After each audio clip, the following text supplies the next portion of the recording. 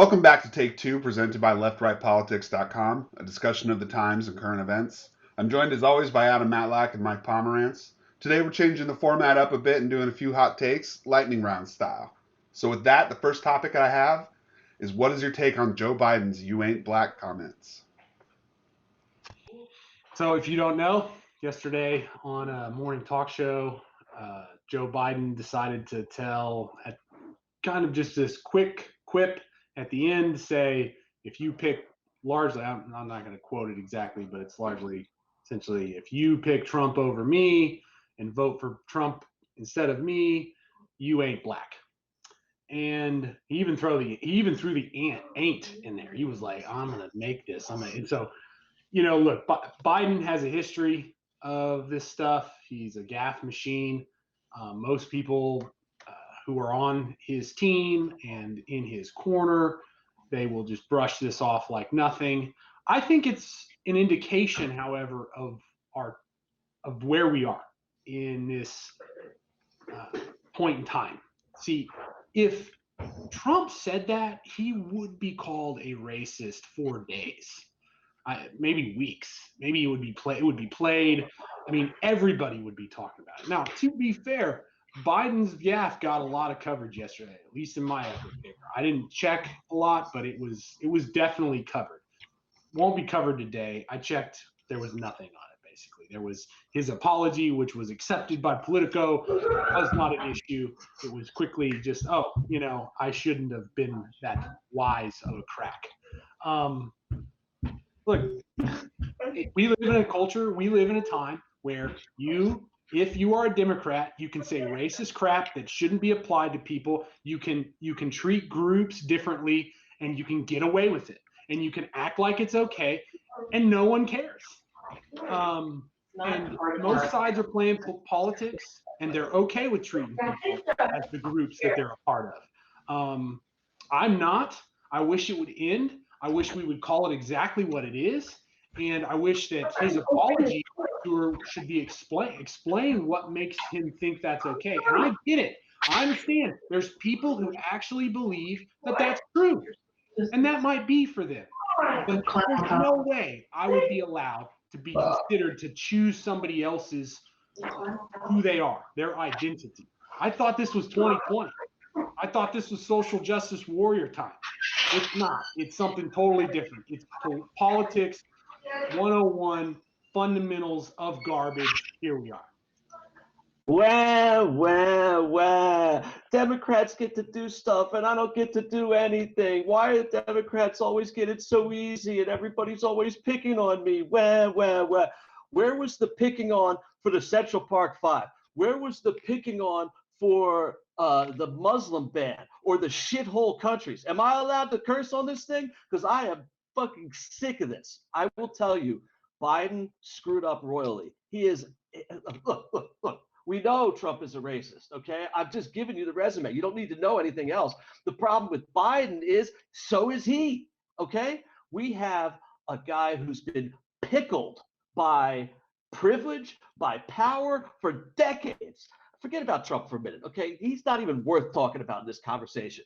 But with Biden, it's just like, man, can you just keep it in your friggin' pants? Why do you have to take it out? So is this the gaffe that loses him the election? Of course not. But the issue is not, oh, the Democrats get to say whatever they want and everybody picks on the Republicans if Trump said this, blah, blah, blah. That's not the issue.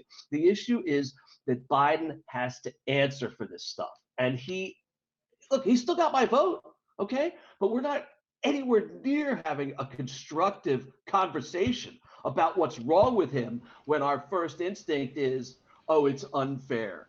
If some other Republican politician did this, or if Justin Amash did this, he'd get destroyed. That's not the problem. The problem is not what we would do or not do to other politicians. The problem, especially for me, as a dude who's going to vote for Biden, the problem is like, why are you like this? Can't you get a friggin' clue? So that's my problem. All right, next up, Jeff Sessions has publicly broken with the president over the last few days. What are the implications for his Senate run? Well, forget about the implications for his Senate run. What about the implications for his manhood, like his ego or his self-respect? I mean, this dude, he looks like a Keebler elf.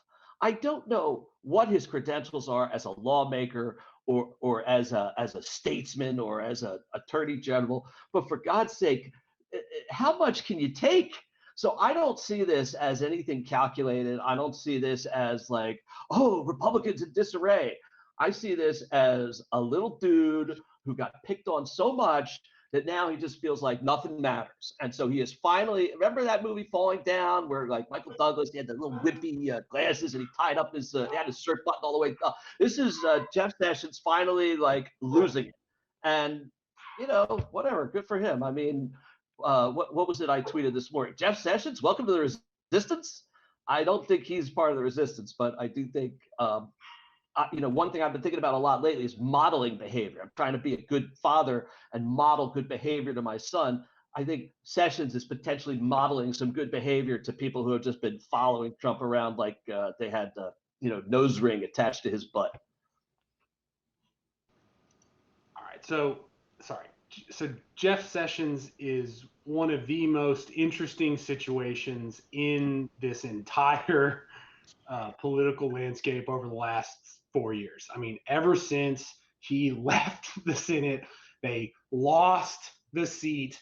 He then got fired as the attorney general, and now he's going back. I mean, it is a soap opera for soap operas in the political realm, and this just shows. I think this says a lot more about Trump than it says about Sessions, and it's not a good thing. I mean, most things that are when you look at or inspect Trump, it's never like, oh man, this is really a winner. This makes him a winner.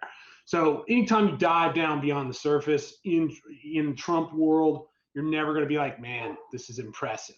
So I think the most interesting thing about the situation is that I don't think it matters. Sessions is going to win the seat.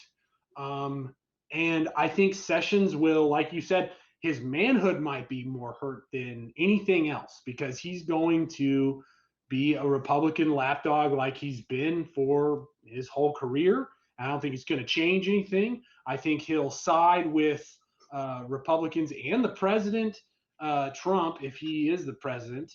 And it won't affect anything. And it's because, once again, we're in this just hyper political situation where it's like, if you stand for any kind of principles and don't play the game, you don't get anything done. That's the bureaucracy. That's the game we live in. And Jeff Sessions is 100% part of that. So. All right. And finally, does President Trump have the authority to order churches open? So, interesting question. I'm going to go out on a limb and say, no, Trump doesn't have the authority to open or to force people to open churches, just like he, outside of the Defense Act, he doesn't have the ability to force companies to open unless he's enforcing that. He really can't do that. And even then, if they, petitioned and picketed, it probably wouldn't go his way in the courts. Now, none of that has to do with really what's going on here. This is a super interesting situation when it comes to religious rights and states' rights and federal overreach. Look, I'm going to kind of pivot just a little and talk about the fact that Trump believes he's a king. And there's a lot of people who treat the presidency as such. They believe that's what they want. They're begging for a king. They're begging for somebody to sit up there, wield this powerful wand, and just fix everything. Oh, these half of people over here, they're wrong. These half of people over here, they're right. And we're going to fix these people if we're these people. And we're going to fix these people if you're these people. And that is what the president's supposed to do. And here it is. I don't care what's going on. We're going back to reality. We're going back to religion. We're going back to God, says the guy who doesn't believe in God and, or by all means, doesn't show or doesn't act as though he does, given that he's his own God in his head. Here we are. It's just a quintessential 2020 thing to sit there and mandate or try to pretend like the president of the United States can mandate a religious institution to open or to close, to be honest. And that's almost even more of an interesting situation is when you're asking them, telling them that they can't meet, they can't gather. It's the same with the picketing. Oh, you can't picket, you can't do these things because pandemic. I agree that it is a gambit. This is not Trump getting in touch with some deep-seated religious awakening that he's had since becoming a Republican, which he, used to not even be. But what is the nature of the gambit? Here's the nature of the gambit. Let me just help you out here. This is interesting because here's a guy who wants to, as the leader of the country, as the chief, and he said this: I'm the chief law enforcement officer for the entire country. Okay, what he wants to do is help everyone understand that the laws of the nation, the laws of the state, the laws in the local municipality they're not important. Laws aren't important. If you break the law, it's okay because there's a higher law. There's a higher law. That's the only law that matters. So Trump is trying to soften the ground by telling everybody, get back to church. Let's talk about what's really important. Let's get back to church. Let's get back to God. What he's really saying is the laws of your community don't matter. What matters is this unknown higher law. And when you say unknown, well, there's some religions that have law that's set down and you can understand their teachings. And there's other religions that have very different teachings. And he doesn't want to get into all that. He just wants you to understand that the laws of the United States, the laws of the states, the laws of the communities, they don't matter. That's not important. You shouldn't follow the law if you know about some higher law. And that is, again, I come back to this modeling thing. I think that's the behavior he's modeling. It's okay to break the law. All right, that's all the time we have for today. Thank you both for your thoughts. If you enjoyed our discussion, be sure to like and subscribe below, and we'd love to hear from you guys in the comments. Thanks again, and we hope you join us for the next edition of Take Two, presented by leftrightpolitics.com.